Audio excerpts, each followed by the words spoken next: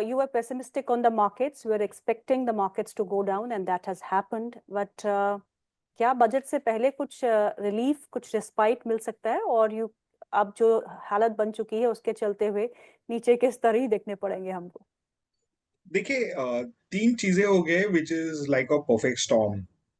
So Japanese yields are up to या 0.71. उन्होंने 0.5 भी बढ़ा दिया. वो तो सबसे बड़ा कैरी ट्रेड के लिए इम्पैक्ट करता है.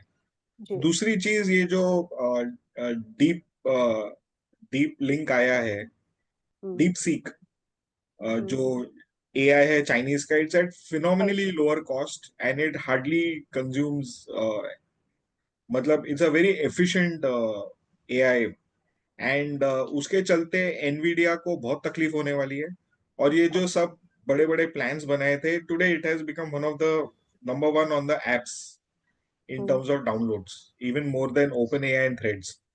तो ये तीनों चलते हुए हमें लगता है कि एक यूएस में जो आईटी स्टॉक्स में क्रैक की बात कर रहे थे, आज एक्चुअली हो चुका है.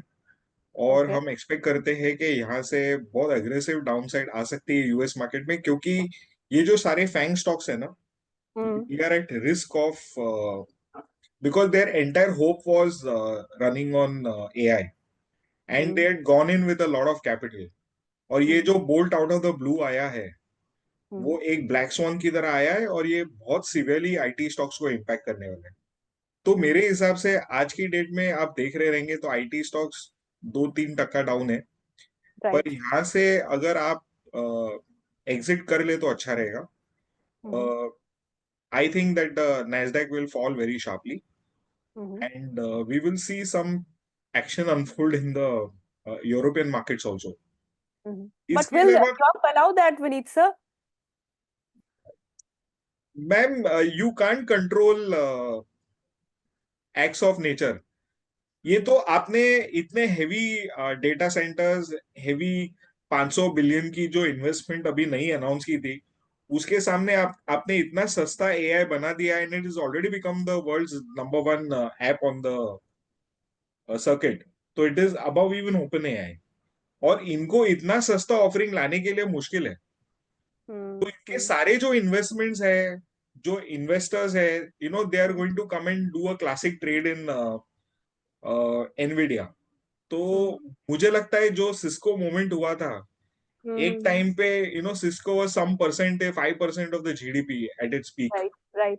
Today I think Nvidia is at 11%. तो ये जो पीक वैल्यूएशंस हो चुके हैं ना, एब्सर्ड वैल्यूएशंस, इनमें करेक्शन आना बहुत जरूरी है. और इसको कोई रोक नहीं पाएगा अभी. So can we expect कि उसका एक रब ऑफ इम्पैक्ट हमारे आईटी सेक्टर पे हार्श होगा? देखिएगा, अल्टीमेटली यू आर, देखिए, फैंग स्टॉक्स है, वो सारी दुनिया ने उसमें उसमें इन्वेस्ट किया हुआ है. ऑल बैंक्स, एवरीवन, 401 के सारे पैसा उसमें लगा हुआ है यूएस का. तो कंजम्पशन में एक बहुत बड़ा हिट आने वाला है. एंड और एक चीज आपको बताता हूँ कि जब ट्रम्प ने 2016 में इंटरेस्ट, सॉरी, टैक्स रेट्स काटे थे फ्रॉम 35 टू 21, तो 2 साल के लिए इंडिया में एफडीआई फ्लोज नेगेटिव थे, एफपीआई फ्लोज भी नेगेटिव थे. तो अगर अभी ट्रम्प वापस इंटरेस्ट रेट काटेंगे, तो इंडिया ने ऑलरेडी 15 कर दिया है for new company setting up, 25 for 22 plus surcharge for domestic corporates.